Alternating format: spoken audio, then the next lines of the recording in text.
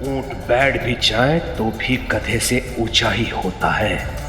हाँ, रत्नाकर की बातों में आकर चूक हुई है मुझसे, और उसे एक भय के कारण मुझे पलायन के लिए विवश होना पड़ा।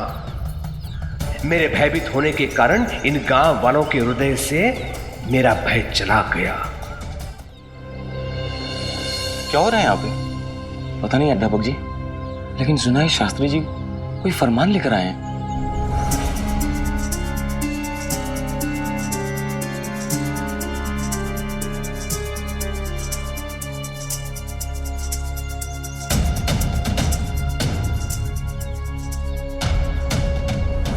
आइए पाटिल जी, आपका इंतजार था मुझे। क्या बात है शास्त्री जी, क्या हुआ?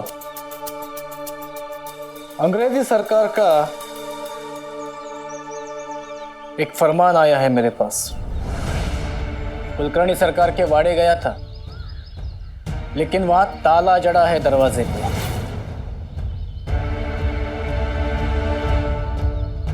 वैसे यह फरमान मुझे कुलकर्णी सरकार को ही देना था, लेकिन अब उनके गैर हाजिरी में इस पूरे शिरडी में आपसे ज्यादा जिम्मेदार और कोई नहीं है।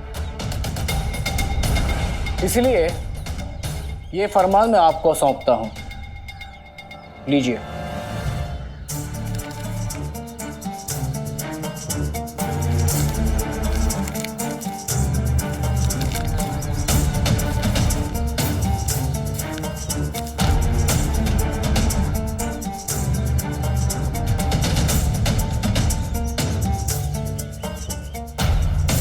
क्या हुआ पाटिल जी, क्या लिखा है इसमें?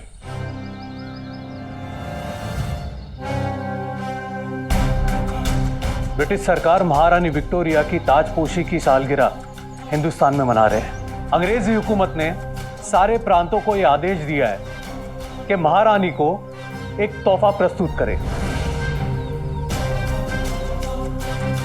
पर यह भेंट महारानी के स्तर की होनी चाहिए, अन्यथा गंभीर परिणाम होगा।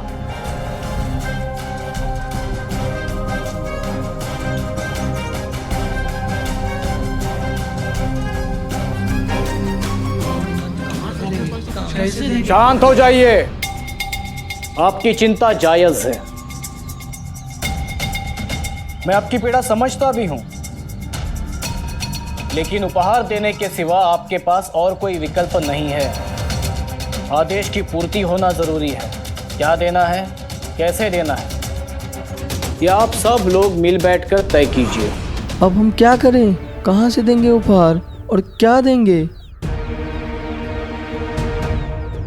कुछ नहीं होगा बेटा, तुम्हें कुछ नहीं होगा। संभाल कर लाओ। साईं, साईं।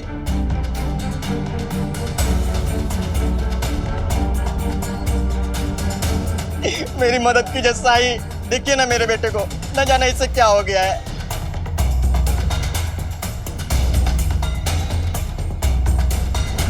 इसे यहां बिठा दो।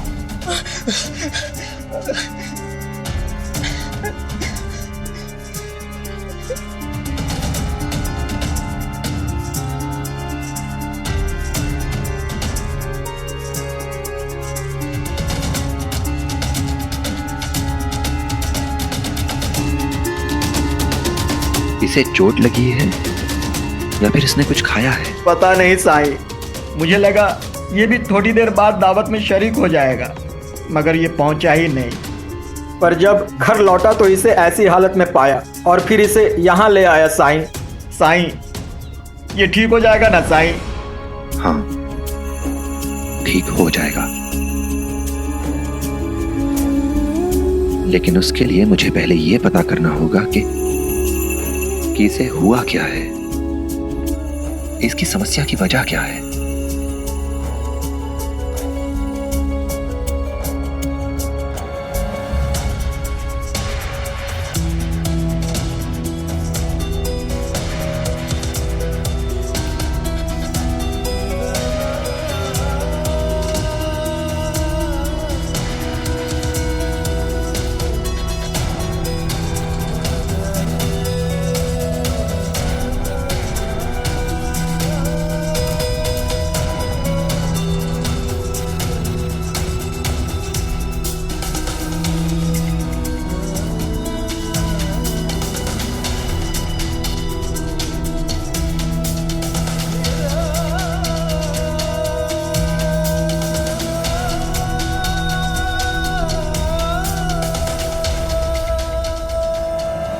पंता जी, सरकार का संदेश तो मिल गया है कि वो चिऊताई के ससुराल में है। वो चिऊताई को वहीं रखकर सरकार यहाँ आ जाए तो हमारे लिए बहुत अच्छा है अंता जी। वो चिऊताई तो केवल आग में घी डालने का काम करती है, और तो और अंता जी हमारे ऊपर रौब भी ज्यादा दिखाती है। सही कहा पंता जी। इधर देखिए,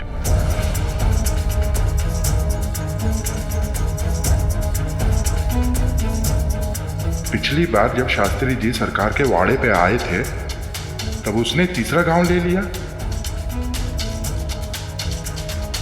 और धमकी देके गए थे कि सरकार से शिरडी नहीं संभल रही है। इस बार क्यों आए हैं शास्त्री जी यहाँ? चलिए पता करते हैं। ध्यान रहे, अंग्रेजी हुकूमत का फरमान मिला है आपको, गंभीरता से ले लीजिए।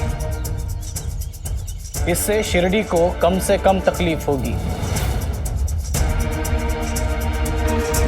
अंग्रेजी अफसरों का मिजाज तो आपसे छुपा नहीं है। उम्मीद है आप मेरा भरोसा नहीं टूटने देंगे। हे भगवान, फरमान! शास्त्री जी ने अप्पा को फरमान दिया। हमें सरकार तक खबर पहुंचानी होगी अंता जी। कहीं ऐसा तो नहीं कि शिरडी भी सरकार के हाथ से निकलकर अप्पा जी के हाथों में चली गई?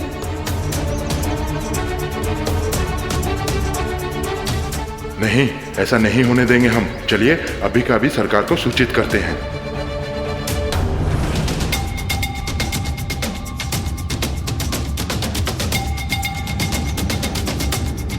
अरे बाप रे, गई भैंस पानी में। अब हमारा क्या होगा पंता जी? कुछ दिनों में आकर हम उपहार लेके जाएंगे।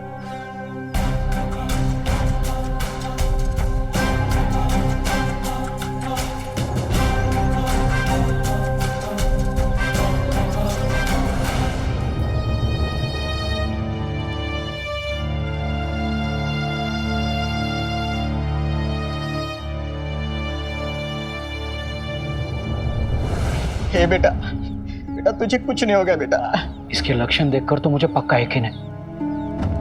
जानते हो, मेरे मामा के पड़ोस में एक आदमी को ऐसे ही दौरे पड़ रहे थे। किसी को कुछ समझ में नहीं आ रहा था कि उसे हुआ क्या है। फिर क्या हुआ? फिर क्या, कुछ दिनों में वो आदमी पूरी तरह पागल हो गया और कुछ महीनों बाद उसने आत्महत्या कर ली। नहीं नहीं, मैं अपने बेटे को ऐसा कुछ नहीं होने दूंगा। नहीं।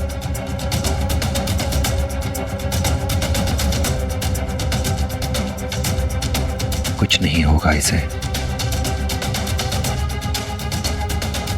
कुछ नहीं।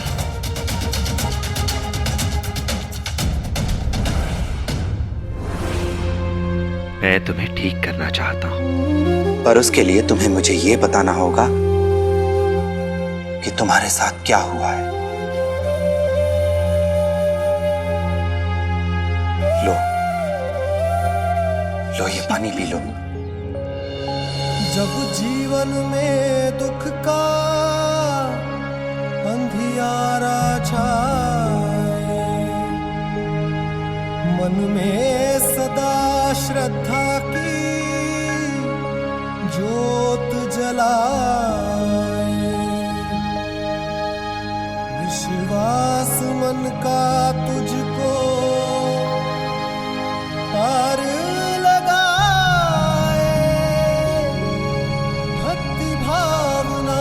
श्रद्धा से जो शीश झुकाए, साई ओम, साई ओम, साई ओम, साई ओम, साई ओम।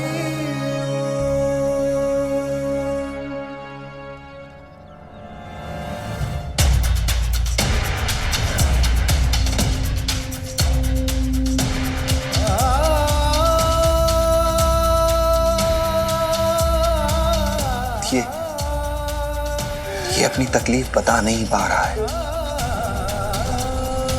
क्योंकि ये बहुत डरा हुआ है। हे बेटा, बेटा डरो मत बेटा। जो कुछ भी कहना है मुझसे कहो, अपने बाबा से कहो। कहो बेटा। हे बेटा। इतनी सरलता से ही अपना दर्द नहीं बांट सकेगा। सबूरी।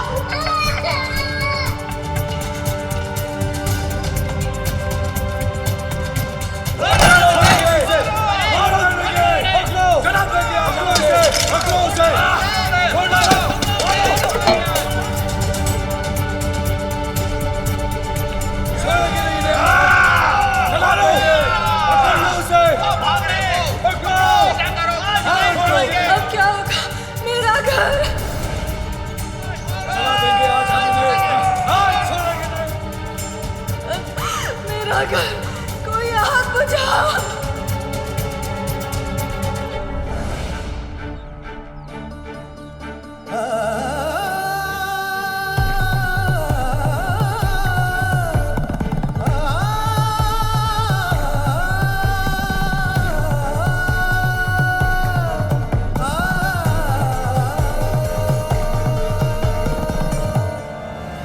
दंगे फसाद में हुई क्रूरता, नृशंसता और तबाही से बहुत गहरा सदमा पहुंचा है इसे।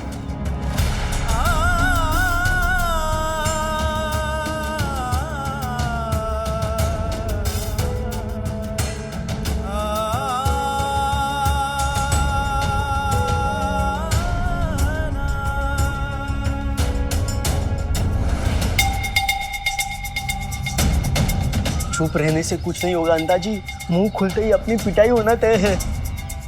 लेकिन हम इतना तो सुनिश्चित कर सकते हैं ना कि कम से कम चोट पहुंचे हमें। इसलिए हंता जी, चोट पहुंचाने वाले सभी धारदार, भारी और नोकीले सामानों को, हथियारों को हम पहले ही छुपा देते हैं। क्यों हंता जी? हाँ पंता जी। चलिए। हाँ।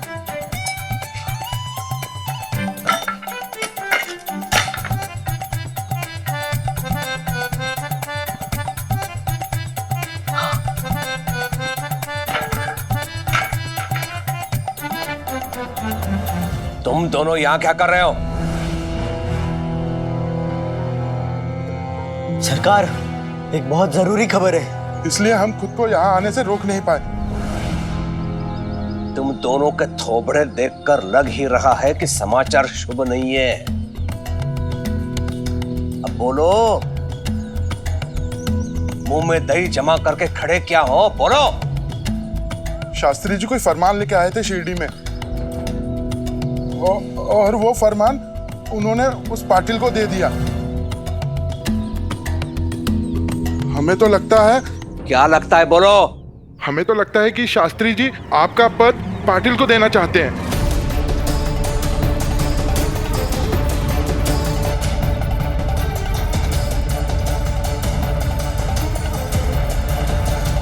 ये क्या कह रहे हो तुम?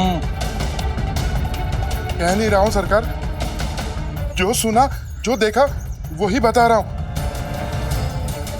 वो शास्त्री जी और वो पाटिल बहुत घुल मिल के बातें कर रहे थे। सरकार, इसमें हमारी कोई गलती नहीं है। आपके शिरडी से पलायन के बाद वहाँ के लोग बड़े खुश हैं, मिलजुल कर खुशियां मना रहे। और तो और सरकार, हमने उनको डराने की कोशिश भी की, लेकिन कोई डरा ही नहीं। हरिओम। अभी के अभी शिरडी के लिए प्रस्थान करेंगे हम। जाने की तैयारी करो। जी सरकार। शिरडी?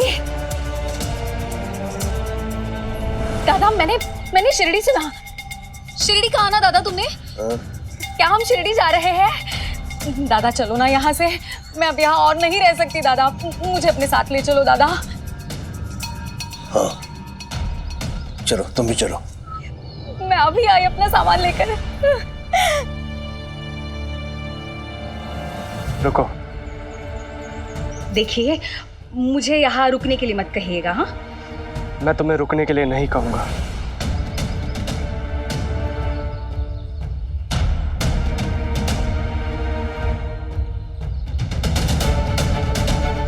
अगर आपको आपत्ति ना हो तो मैं भी आपके साथ शिरडी आना चाहता हूं।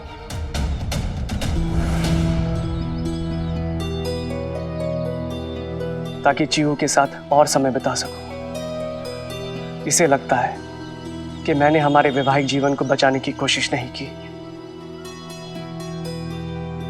और मैं इस आरोप के साथ अब और नहीं रह सकता।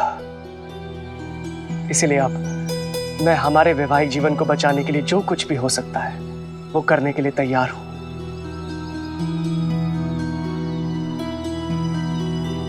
हरिओम।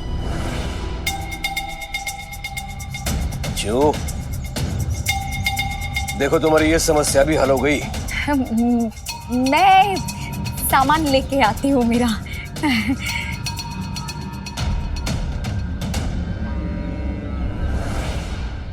भाई, अब आपकी बहू को साथ में लेकर ही लौटूंगा। आशीर्वाद दीजिए। जाता हूं। जाता हूँ नहीं कहते, कहो आता हूँ। जल्दी आता हूं।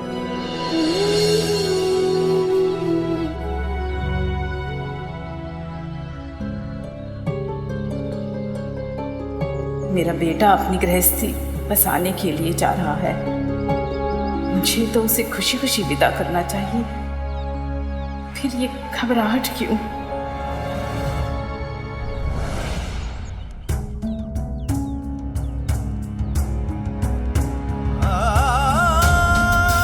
साईं, ये ठीक हो जाएगा ना साईं? आपके द्वार से कोई निराश नहीं लौटा है साईं।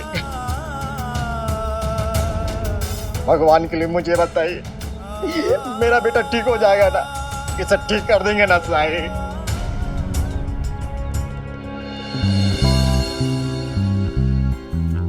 मैं हर संभव कोशिश करूंगा।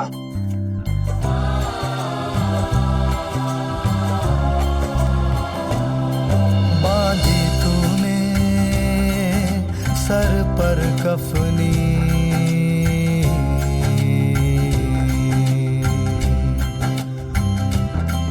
बांधी तूने सर पर कफनी, तन पर पहना है झोला।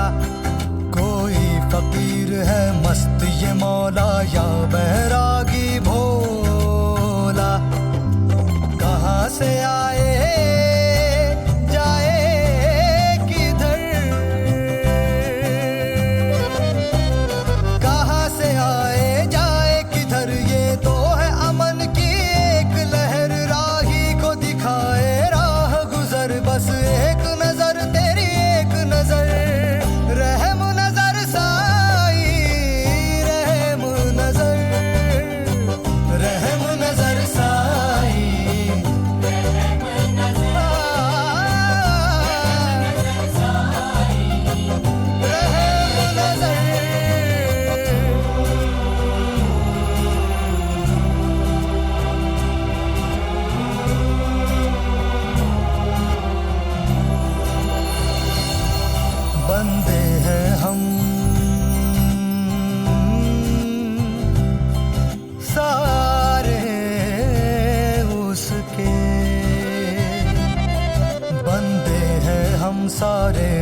के सबका मालिक एक, श्रद्धा और सबूरी रख कर काम किए जाने कोई भी राह बाबा, बेटा बेटा ठीक हो गया तू बेटा। साईं, साईं मेरा बेटा ठीक हो गया साईं। जिसके हृदय में दया भरी हो, करुणा मैं जो सर्वोपरि हूँ, निर्बल का जो बने सहारा, हृदय वही तो हरि का धाम। हरे कृष्णा बाबा, हम बरसों से उन लोगों के साथ रहते आए हैं। वो लोग इतने क्रूर कैसे हो सकते हैं? कैसे वो लोगों को मार काट रहे थे, घरों को लूट रहे थे। मैं ये सब भुला नहीं पा रहा हूं। भूलने की जरूरत भी नहीं है, क्योंकि अगर भूल जाएंगे तो फिर सीखेंगे कैसे कि क्या गलत हुआ था।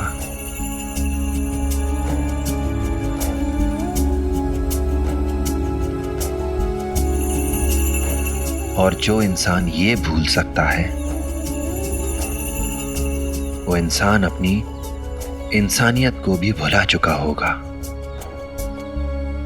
हमें ऐसे हादसों को याद रखना चाहिए, जख्म बनाकर नहीं, बदले के लिए नहीं, बल्कि बदलाव के लिए, ताकि इन यादों के सहारे हम अपने समाज को, अपने परिवार को मजबूत कर सकें, उसे सुधार सकें।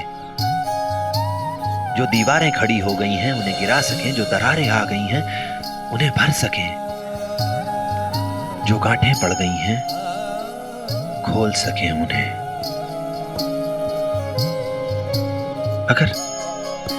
अगर हम ऐसे हालात से डरेंगे तो ये बार बार हमारे सामने आएंगे। डरना नहीं है हमें सामना करना है मिलकर। देखिए, घबराने से कुछ नहीं होगा। फरमान के मुताबिक तोहफा लौटाने के लायक नहीं होना चाहिए। मुझे लगता है कि हमें ऐसा तोहफा देना चाहिए जो हमारे हैसियत के बराबर हो, जो ज्यादा कीमती भी ना हो लेकिन बेजोड़ हो और अनमोल हो। अगर आपके मन में कोई सुझाव हो तो हमें बताइए।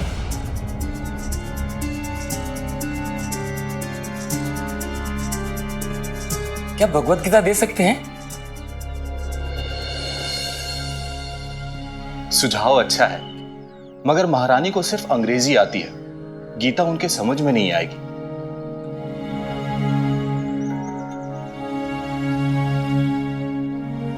माधव का तर्क बिल्कुल सही है। क्यों ना हम उन्हें तोहफे में अनाज दें? क्या भाईजान, महारानी है वो, उनके पास अनाज की कमी थोड़ी ना है। फिर और क्या दे सकते हैं?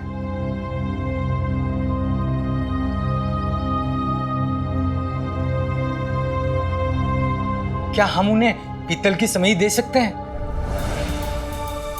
अरे नहीं, वो हमारे जैसे पूजा पाठ थोड़ी करते हैं। देखिए, हमें कुछ और सोचने की जरूरत है।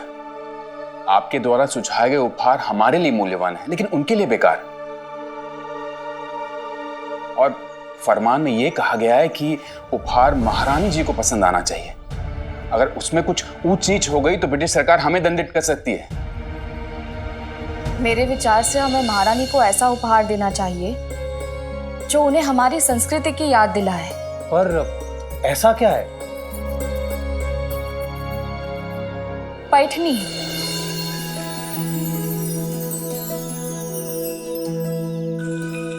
हाँ, हम उपहार में पैठनी दे सकते हैं। पैठनी साड़ी जो हमारे संस्कृति की पहचान है।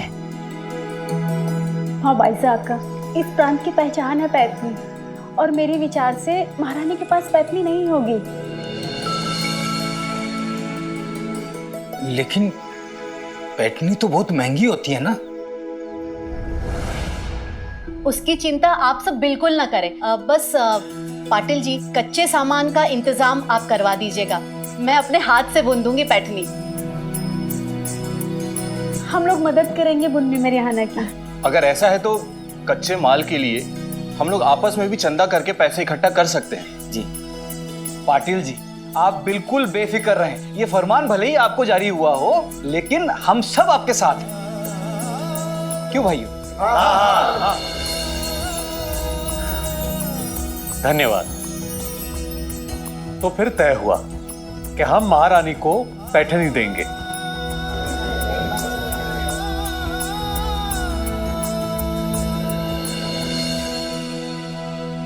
कोई इंसान दिमागी रूप से बीमार है, आत्महत्या कर लेता है, तो जानते हो क्यों?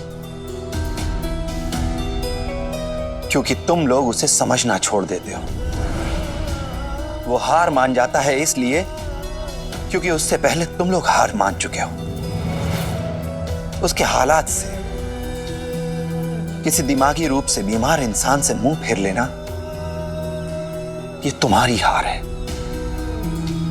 तुम्हें लगता है कि मैंने चमत्कार कर दिया, उसे ठीक कर दिया, लेकिन इस चमत्कार का रहस्य क्या है? यह सोचा है कभी?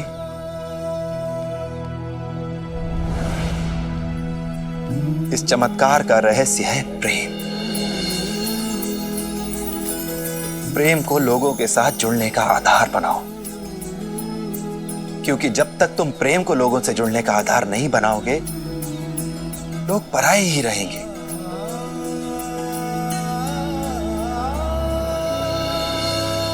और अगर पराये होकर ही रहना है, तो फिर क्या फायदा इस समाज का? क्या फायदा इस सभ्यता का? सोच कर देखो।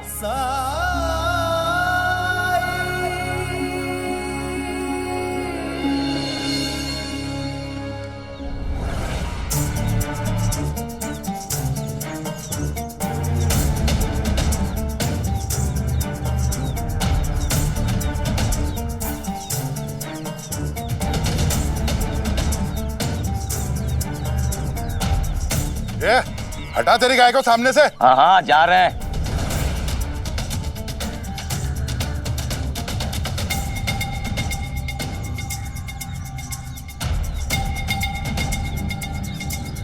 लो, आ गए वापस। खुद को शिरडी का राजा समझते हैं, हाँ? दंगे हुए तो भाग निकले, और जैसे ही सब कुछ ठीक हुआ ना, तो आ गए मुंह उठा के। जाने दो, हमें से क्या? अब हर किसी आने जाने वाले को रोक थोड़े ना सकते हैं। चलो अपना काम करते हैं। हाँ। दादा, तुम्हारा इतना बड़ा अपमान! तुम राजा हो यहाँ के। दादा, तुमने अगर अभी कुछ नहीं किया ना, तो ये लोग ना तो तुम्हारी सुनेंगे ना तुम्हें पूछेंगे। दादा,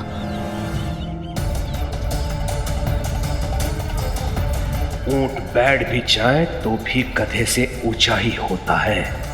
हाँ, रत्नाकर की बातों में आकर चूक हुई है मुझसे, और उस एक भय के कारण मुझे पलायन के लिए विवश होना पड़ा।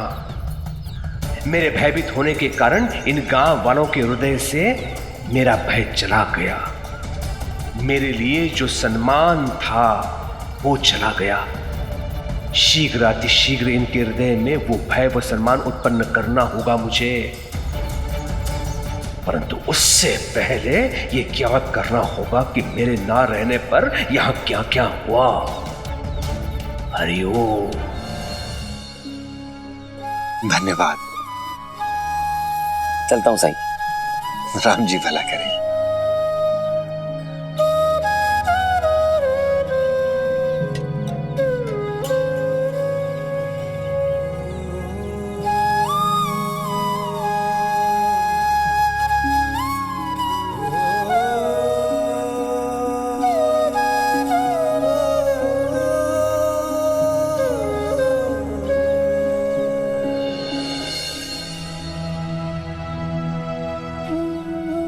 आदाब साईं। राम जी भला करें। कहो, कैसे आना हुआ? साईं, आपने मुझे सिखाया था, ज्ञान दिया था कि शादी के बाद मैं अपनी जिंदगी के सबसे अहम दौर में कदम रखूंगा। यहाँ शादीशुदा जिंदगी में एक दूसरे को समझने की जरूरत होगी, एक दूसरे को खुश रखने की कोशिश करनी होगी।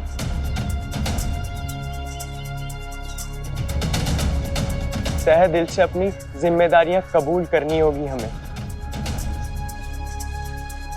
और मैं तो शुरुआत में ही नाकाम रहा।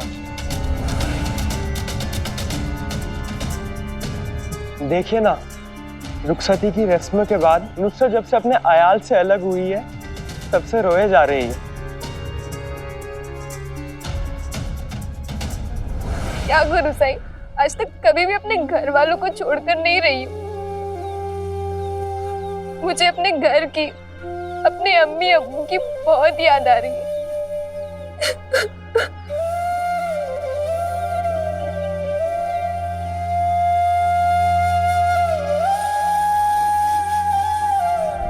मैंने बहुत कोशिश की इसे समझाने की, बहलाने की, शांत कराने की, लेकिन जब हार गया तो आपके पास ले आया साईं।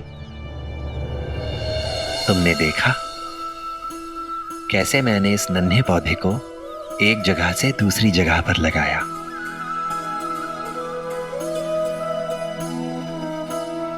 कुछ समझे असलम मियां? बागवानी तो आती है मुझे, लेकिन इस वक्त आप मुझे ये बताइए कि मैं अपनी बेगम को कैसे खुश रखूं, इसकी आंखों से बहते हुए आंसुओं को कैसे खुशी में तब्दील करूं।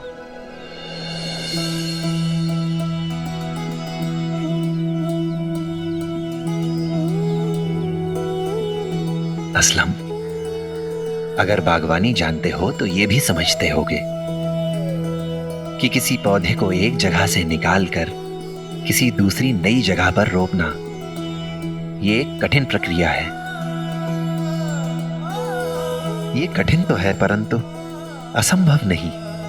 जब हम पौधे को प्यार से, उसे संभाल के, नजाकत से निकालकर दूसरी जगह पर रोपते हैं,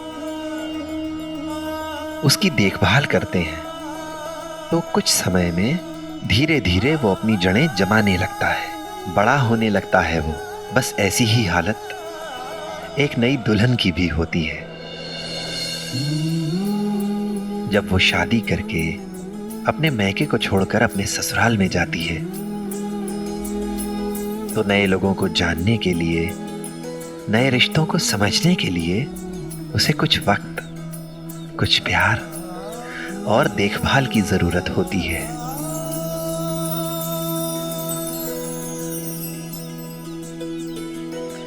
आओ मेरे साथ।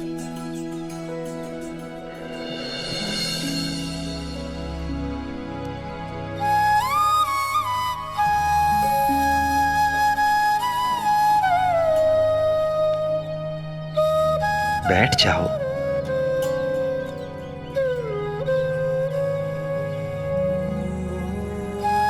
जानते हो असलम, जब कोई लड़की निकाह के बाद विदा होके अपने मैके से अपनी ससुराल आ जाती है, तो वो उसके लिए एक नई दुनिया, एक नया संसार ही तो होता है।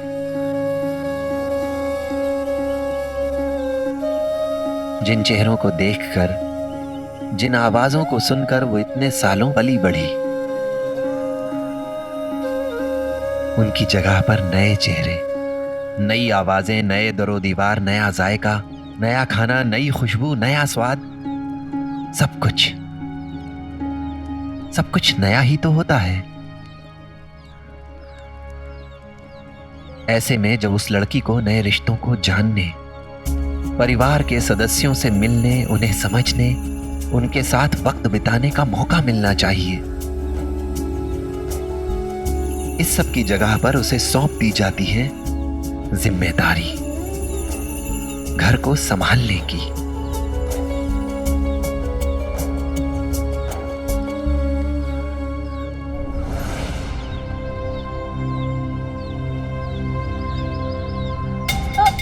लो देखो केशव आ गया। क्या हुआ भीमा? तू बता केशव, हमने तो सुना कि तू शिरडी छोड़ के भाग गया। वो लोगों ने हमारे घर के बाहर तोड़फोड़ की थी, हमारा झूला भी तोड़ दिया। हम लोगों के घर जला दिए, फिर भी हम नहीं भागे। और तुम्हारे घर का झूला तोड़ दिया तो तुम भाग गए? डरपोक कहीं के। डरपोक कहीं का। डरपोक डरपोक डरपोक डरपोक डरपोक।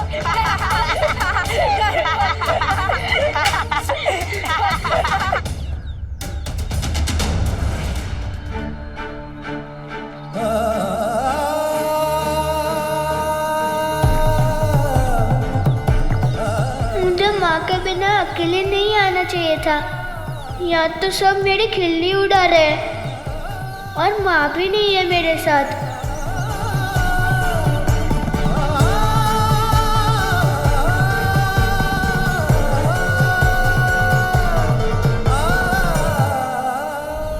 और सब गांव वालों ने मिलकर तय किया है कि महारानी को पैठणी देंगे।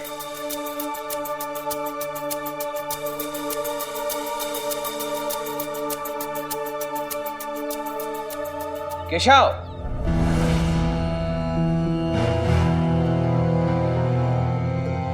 क्या हुआ? इधर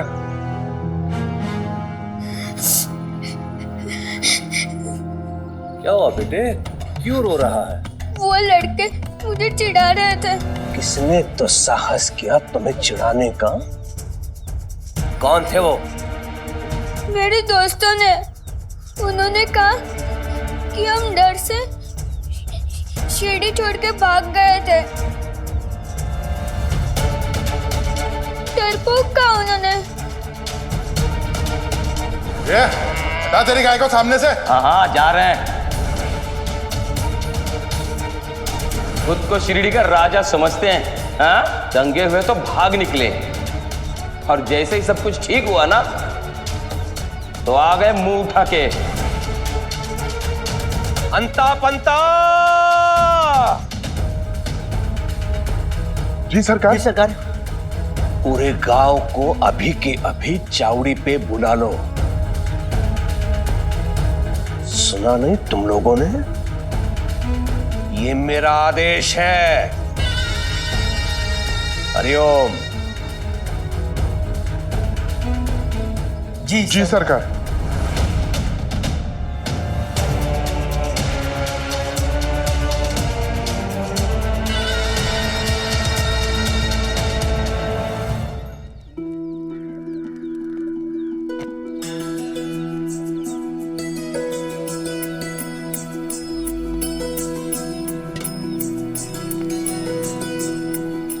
लेकिन सच तो ये है कि जिम्मेदारी उठाने का जज्बा किसी पर थोपा नहीं जा सकता। इसके लिए तो ससुराल वालों को बहू से जुड़ना पड़ेगा। बहू को प्रेम करना होगा अपनी ससुराल के लोगों से, ठीक वैसे ही जैसे वो अपने माँ बाप या अपने माता पिता के पक्ष से करती आई है। और जिस दिन ये संबंध जुड़ जाएगा उस दिन बहू अपने आप जिम्मेदारियां उठाना शुरू कर देगी।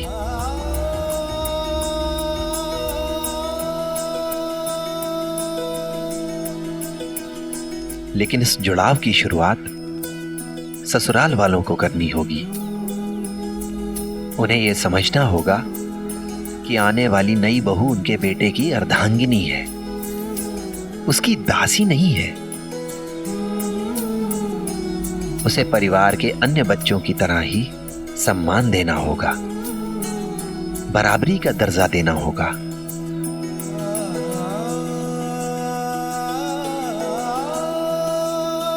तभी उसे एहसास होगा कि वो इस परिवार का सदस्य है। किसी समस्या के बारे में जैसे हम अपने बच्चों से सलाह मशवरा करते हैं, उनसे राय लेते हैं, वैसे ही बहू से भी लेनी होगी। तभी तो उसे एहसास होगा कि ये घर भी उसका अपना घर है और परिवार का दुख इस परिवार का सुख उसका अपना दुख सुख है।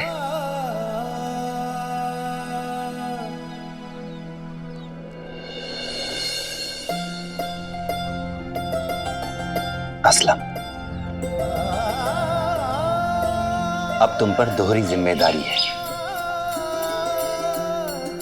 जितनी फिक्र तुम अपने अम्मी अब्बू की करती हो, अब तुम्हें उतनी ही फिक्र नुसरत के अम्मी अब्बू की भी करनी चाहिए।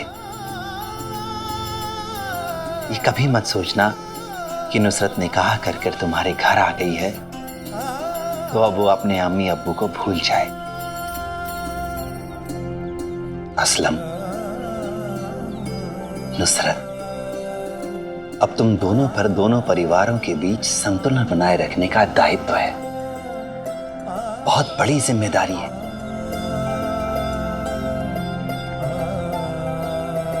अगर कभी नुसरत को अपने परिवार की, अपने घर आंगन की याद आए तो अपने माँ बाप से इजाजत लेकर तुम इसे इसके घर ले जाओ। इससे इन्हें भी अच्छा लगेगा और सारे परिवार को भी।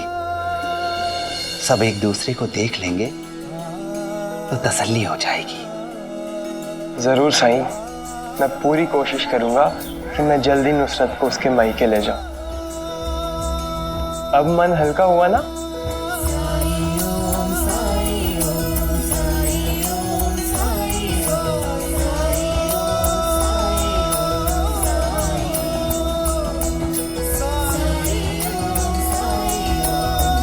शुक्रिया साईं। राम जी भला करें।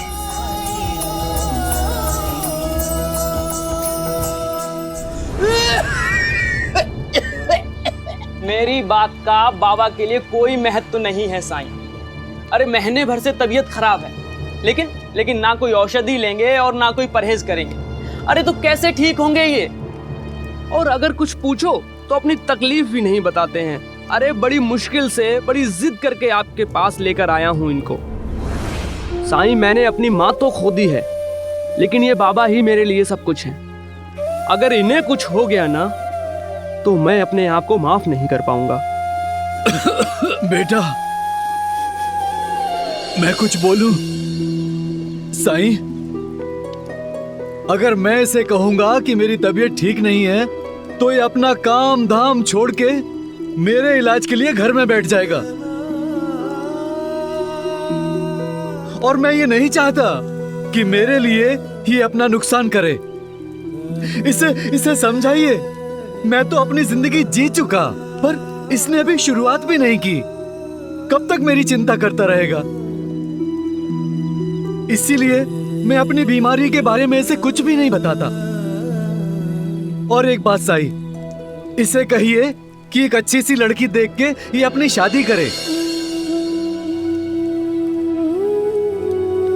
मुझे अपना घर बहुत सूना सूना लगता है। और साईं, घर तो औरतों से ही बनता है ना? सुना ना आपने साईं, सुना ना? सारी बात कह दी, लेकिन अपनी बीमारी की बात वो टाल गए। अब साईं के पास आए हैं तो कोई बात उनसे छुपती नहीं है। पर मेरा फर्ज तो बनता है ना कि तुम्हारी शिकायत करूं। अब साईं के समझाने से शायद तुम थोड़ा समझ जाओ।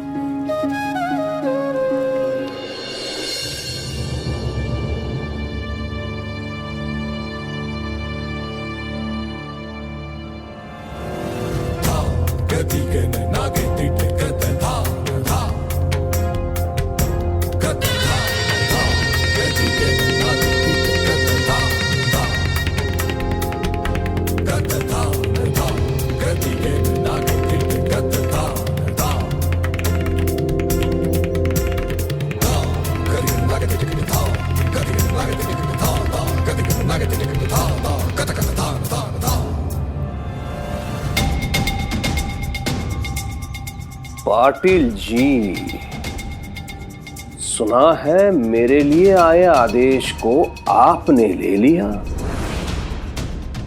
जी हाँ, शास्त्री जी ने ही हमें यहाँ चावड़ी में बुलाया था और उन्होंने ये फरमान मुझे दिया। उन्होंने कहा था कि गांव के मुखिया को ये दिया जाएगा। अच्छा, पर आप गांव में थे नहीं, इसलिए उन्होंने ये मुझे दिया। ये रहा फरमान।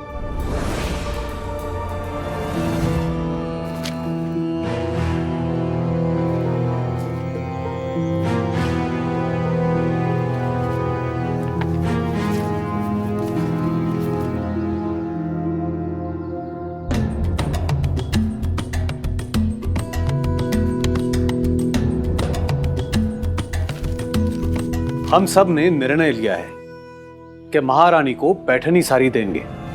कौन सी साड़ी? पैठनी साड़ी।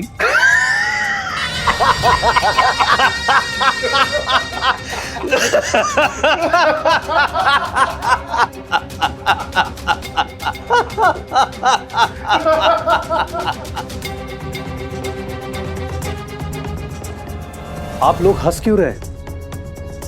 मैंने हंसने वाली तो कोई बात नहीं की। हरिओम, उपहास कर भी नहीं सकते आप पाटिल जी, क्योंकि उसके लिए बुद्धि की आवश्यकता होती है। और यदि वो आप लोगों के पास होती तो ऐसा उपहार देने का निर्णय आप लोग नहीं लेते।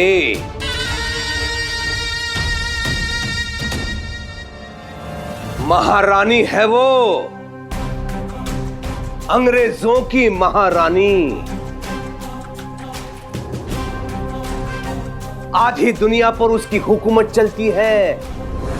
क्या वो तुम्हारी पैठनी पहन के लंदन घूमेगी? सारे वारे कुछ नहीं पहनती वो। उसे ऐसा उपहार देना चाहिए जिसे वो पहन सके। ऐसा हम उन्हें क्या दे सकते हैं जो वो पहन सके?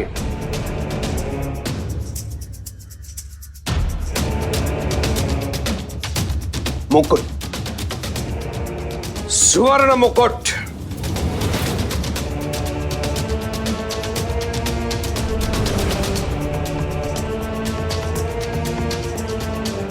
सरकार, वो तो बहुत महंगा होगा।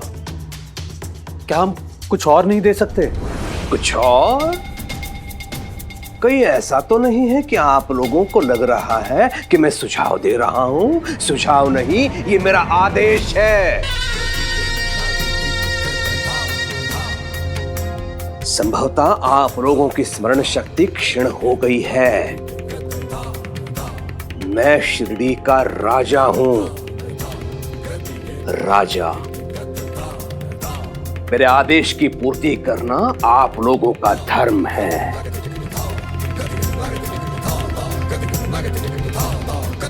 यहां से ऐसा उपहार जाना चाहिए जिससे मेरी छवि बने, और मेरी छवि बिगड़ने का मैं किसी को अधिकार नहीं दे सकता। और सुनिए, छोटा मोटा मुकुट नहीं, 300 तोले का मुकुट में भेंट में दूंगा रानी विक्टोरिया को। 300 तोला। इसके लिए शिरडी का हर नागरिक बराबर मात्रा में अपना योगदान देगा।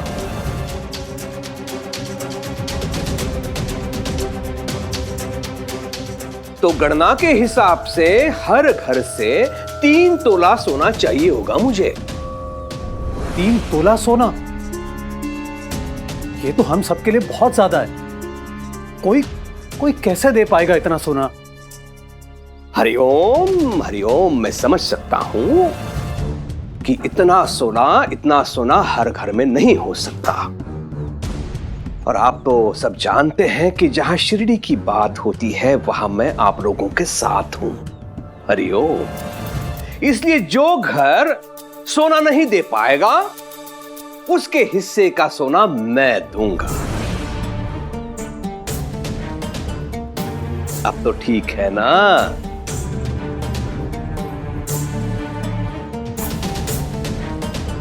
आपको अपनी कानों पर विश्वास नहीं हो रहा है ना?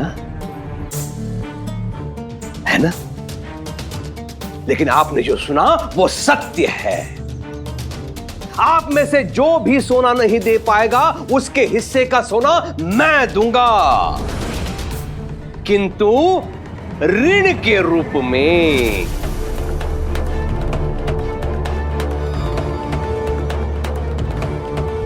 और ऋणी को 5% के दर से ब्याज का भुगतान करना होगा मुझे।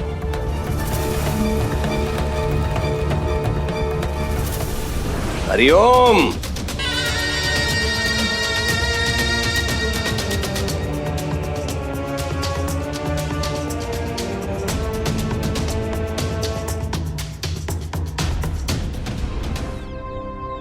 भाईजान, जो भी जमा पूंजी थी असलम की शादी में सब खर्च हो गई। अब 3 तोला सोना हम कहां से लाएंगे?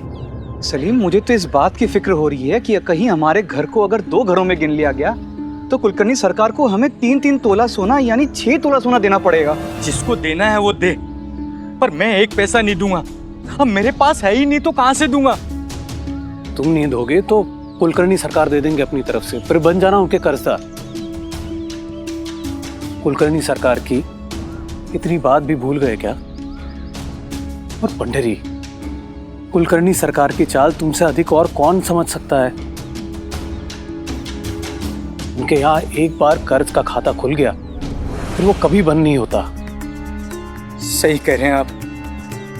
कहने सुनने का वक्त गया, हंसकर या रोकर इंतजाम तो करना पड़ेगा।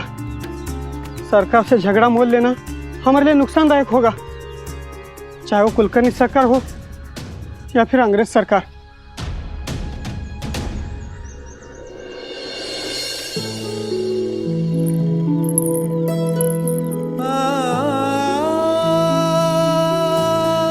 इसे आप देख रहे हैं साईं? ये मेरी पत्नी की आखिरी निशानी है। वो इसे हमेशा अपने पास रखती थी ताकि अपनी बहू को दे सके, पर उसकी इच्छा अधूरी रह गई। अपने अंतिम समय में मुझे इसका दायित्व सौंपकर चली गई ताकि मैं उसकी बहू को दे दूं। तब से मैं इसे हमेशा अपने पास रखता हूं, पर यह है कि शादी का नाम ही नहीं लेता। कहता है घर में बहू आएगी तो मैं आपकी सेवा नहीं कर पाऊंगा, पर यह समझता नहीं है मेरी उम्र हो चुकी है, कब भगवान का बुलावा आ जाए। पर मैं ये चाहता हूं कि मेरी पत्नी जो अधूरा काम छोड़कर चली गई है, मैं उसे पूरा करके शांति से उसके पास चला जाऊं। कम से कम मरने के बाद ये अफसोस तो नहीं रहेगा कि मेरा बेटा अकेला है। इतना तो सुकून रहेगा कि उसकी देखभाल करने वाला कोई तो है घर में। प्रेम में हम एक दूसरे की देखभाल करते हैं, चिंता करते हैं एक दूसरे की भलाई चाहते हैं। पर प्रेम में एक दूसरे की भावनाओं का सम्मान करना,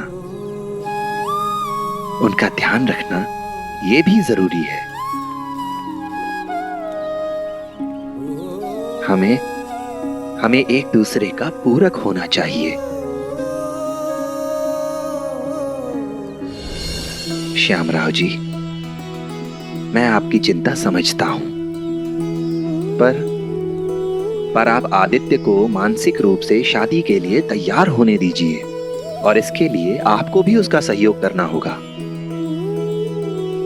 अपना ध्यान रखिए ताकि आदित्य को यह विश्वास हो सके कि आप पूर्ण रूप से स्वस्थ हैं।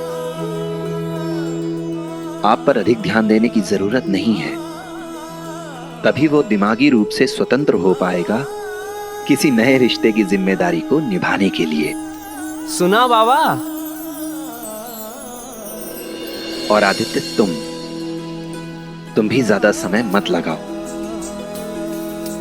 खुद को तैयार करो मानसिक रूप से, मन बनाओ। सुना बेटा?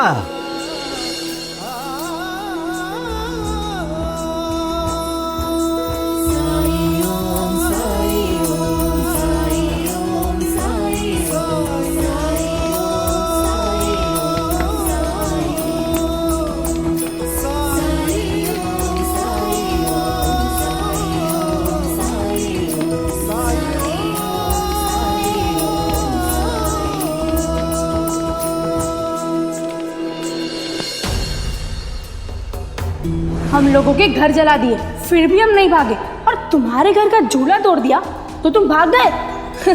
डरपोक कहीं के। डरपोक, डरपोक।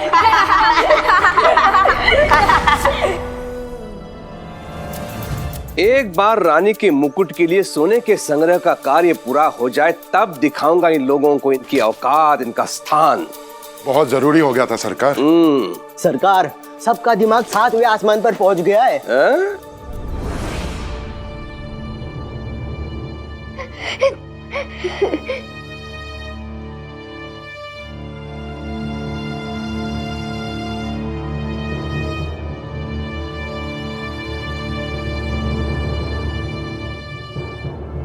हरिओम हरिओम। केशव, तुम अब भी आंसू बहा रहे हो उन मूर्ख लड़कों के लिए।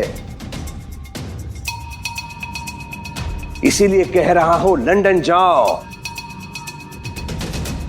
वहां ऐसे लोग नहीं मिलेंगे जो अपने ही मित्रों का उपहास उड़ाते हैं। हरिओम हरिओम। पापे पूत प्राप्त खोड़ा, बहुत नहीं तो थोड़ा थोड़ा है तो मेरा ही बेटा। ये तब तक दुखी रहेगा जब तक उन लड़कों को ये उनके घुटनों पर देख नहीं लेता।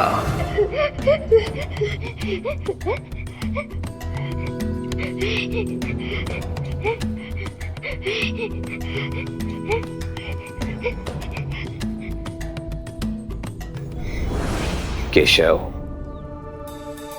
रो मत बेटा, रो मत।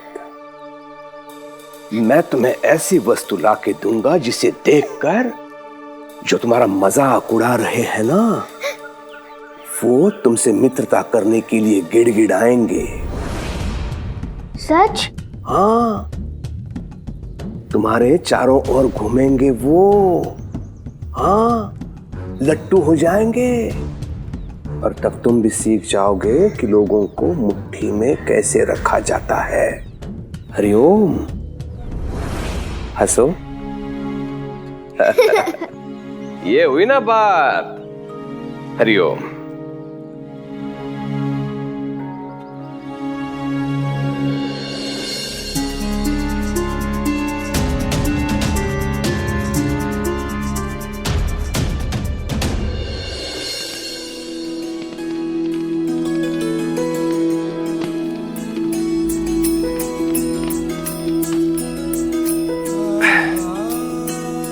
ये लीजिए, इसे 3 दिनों तक पानी के साथ लीजिएगा। मैं वादा करता हूँ अपना ख्याल रखूंगा। मैं आपसे वादा करता हूँ, अगर आप अच्छे से अपना ख्याल रखेंगे ना, तो मैं इस वर्ष अपनी शादी के बारे में जरूर सोचूंगा। देखा साईं, बीमार होना भी कभी कभी फायदेमंद होता है।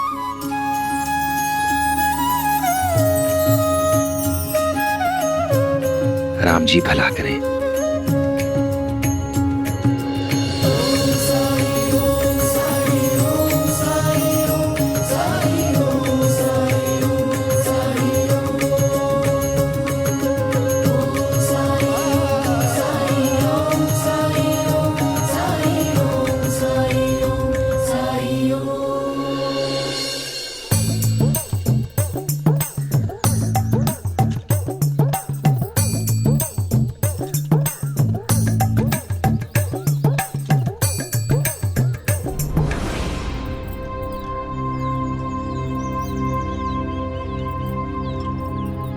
शिव, बात करनी थी तुमसे। जब से आया हूं तब से मौका ही नहीं मिल पा रहा है। पंता जी, हम तो यही समझते थे कि दुनिया के सबसे बड़े फोकड़चंद और बेकार आदमी हम दोनों ही हैं, लेकिन ये खिताब अब किसी और ने ले लिया है हमसे। इस विश्वनाथ को देखकर अब मेरा भी दिल कर रहा है कि मैं भी शादी कर ही लूं और घर जमाई बन जाऊं, फिर मेरी भी ऐश मौज। अगर तुम्हारा मन हो तो बाहर घूमने चले हम लोग, जहां इस मौसम में आपका दिमाग तो ठिकाने पर है ना? ठीक है, जब तुम्हारा मन होगा तब चलेंगे। शाम को मैंने सुना यहाँ बाजार में बहुत चटपटा फरसान मिलता है, और अगर केशव को भी खाना पसंद है तो उसे भी साथ में ले चलते हैं।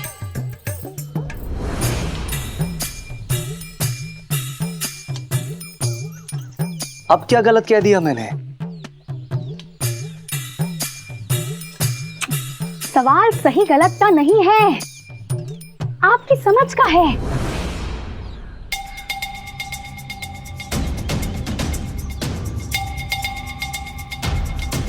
आप मुझे पूछते क्यों हैं? क्यों पूछते हैं आप मुझे? वहां गांव में भी ऐसे ही करते थे, चलो सबको लेकर चलते हैं, यहाँ भी सबको लेकर जाइए, सबको। हाँ चिऊ,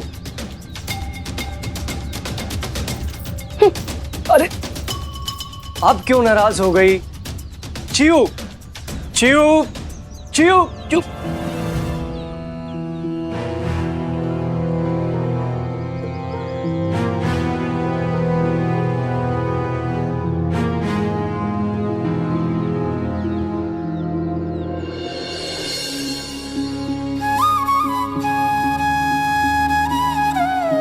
भिक्षा दो माई। माई माई भिक्षा दे माई।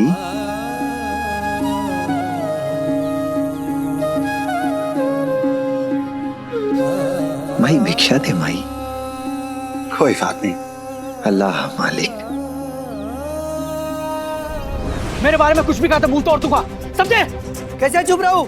जो मैं कहा सही तो कहा, घर जमाई हो तो घर जमाई कहूंगा। एक और शब्द नहीं, मैं बता रहा हूँ तुमको, मैं बहुत मारूंगा, बता रहा हूँ मैं। कैसे मारोगे तुम? अरे रुको, नहीं मानोगे तुम, नहीं मानोगे, नहीं मानोगे। अरे छोड़ दीजिए आप। अरे रुक जाइए। अरे रुकिए, क्या कर रहे हैं आप लोग? रुकिए, क्यों मार रहे हो उसे? साई इसी ने शुरुआत की थी, इसी से पूछिए। ये सच है कि मैंने शुरुआत की है, लेकिन कसूर मेरा नहीं, इन लोगों का है। इन लोगों के तानों से मेरा धैर्य समाप्त हो गया। ये लोग मुझे घर जमाई कहकर चिढ़ाते हैं, मुझ पर हंसते हैं, सिर्फ इसलिए कि मैं अपनी पत्नी के घर में रहता हूँ, अपने ससुराल में रहता हूँ। ससुराल में रहते हो, उन्हीं का खाते हो, तो घर जमाई हुए ना। और सच सुनने में तुम्हें तकलीफ क्यों होती है? हाँ, मैं घर जमाई हूँ, ससुराल में रहता हूँ, लेकिन मैं उनके टुकड़ों पर नहीं पलता हूँ। क्या जानते हो तुम सब लोग, मैं खुददार हूँ, खुद की नौकरी करता हूँ, अपने माँ बाप के साथ साथ अपनी पत्नी के माँ बाप का भी ख्याल रखता हूँ। साईं, कुछ महीने पहले मेरी शादी हुई थी। शादी के कुछ दिनों बाद मेरे ससुर बीमार पड़ गए और मेरी पत्नी को मायके जाना पड़ा। मेरी सासू माँ लाचार हैं, बूढ़ी हैं, वो कुछ संभाल नहीं सकती। मेरे ससुर पूरी तरह स्वस्थ नहीं है, तो मैं भी यहाँ चला आया, जिससे हमारी गृहस्थी पर असर न पड़ सके। ईश्वर की कृपा से मेरे माता पिता स्वस्थ हैं, तंदुरुस्त हैं, वो अपना ख्याल रख सकते हैं। लेकिन मेरी पत्नी के माता पिता के मामले में ऐसा नहीं है। उन्हें 24 घंटे एक आदमी चाहिए जो उनका ख्याल रख सके, देखभाल कर सके। साईं, लोग ये क्यों नहीं समझते हैं? क्यों हंसते हैं मुझ पर? क्या पत्नी के घर पे रहना पाप है, गुनाह है? बताइए साईं।